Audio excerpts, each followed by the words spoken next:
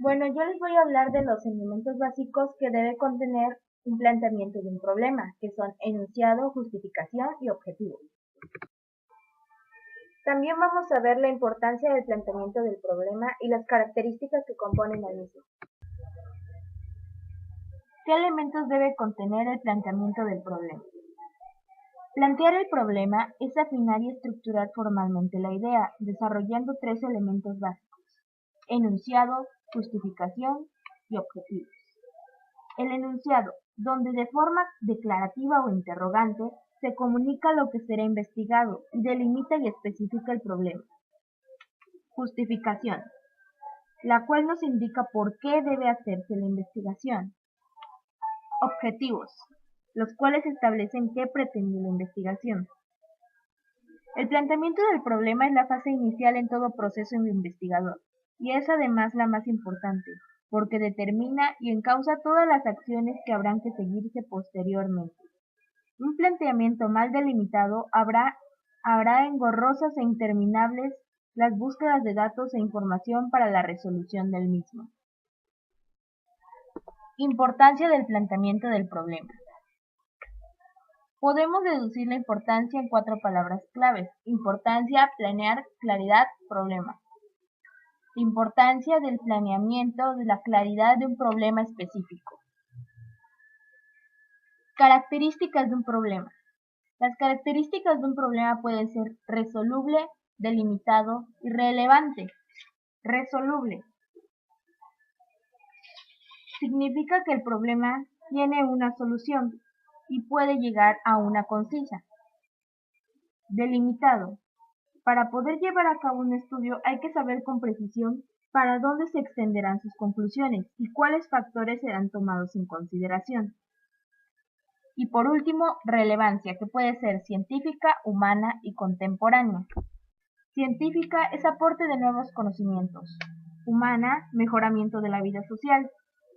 Y contemporánea, solución de problemas actuales.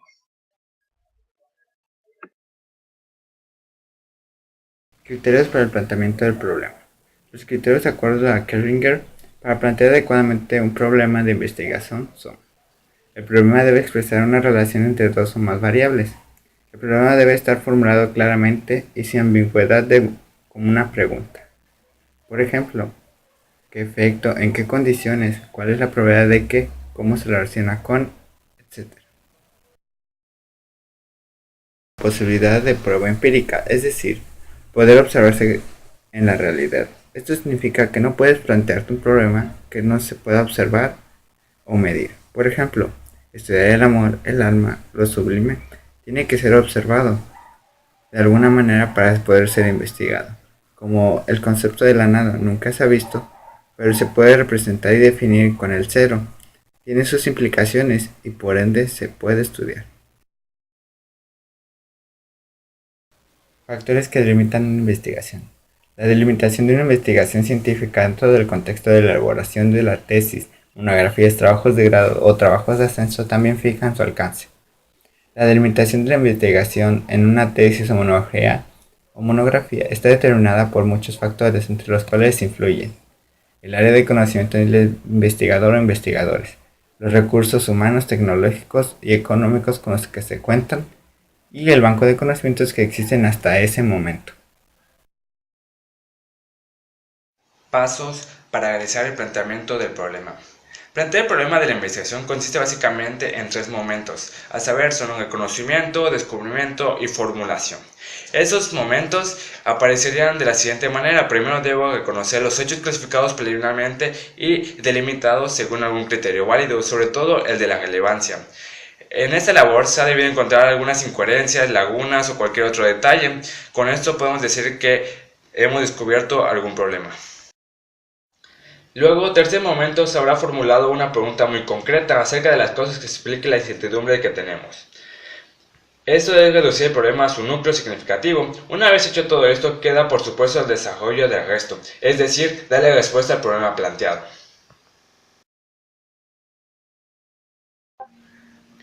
El planteamiento del problema puede provenir bien de la observación, hechos o factores imbricados en un proceso que por la manera de presentarse son incapaces de brindarnos una respuesta clara o satisfactoria. O también puede surgir como resultado de experimentar y describir consecuencias en la aplicación problemática de la teoría.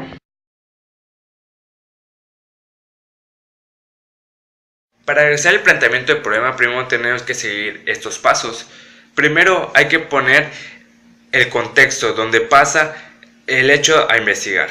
Acá se toman los datos más significativos del planteamiento del problema. El segundo paso es el planteamiento del problema, que es una etapa de investigación no teórica que se caracteriza por ser descriptiva, analítica y objetiva. La tercera etapa es analizar el problema. Acá nos tenemos que cuestionar el qué se observa o el qué infiere en qué. El cuarto paso es plantear otra alternativa del problema. Es una observación, una evidencia, una proposición. El quinto paso es hacer que nuestro problema sea interesante para otras personas. No podemos hacer o describir el problema que estamos haciendo de manera que la gente no la quiera leer o se quiera informar sobre eso, ya que nuestro planteamiento quiere llegar al fin de dar a conocerlo. Y si no se da a conocer, pues no estaríamos completando el fin del planteamiento del problema.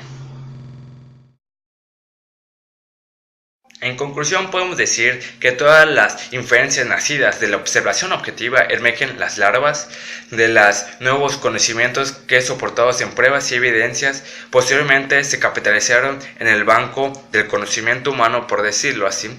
Estas inferencias nacidas de la observación es lo que se denomina hipótesis inducidas, con las que a su vez se pueden construir las teorías científicas que mayormente conocemos.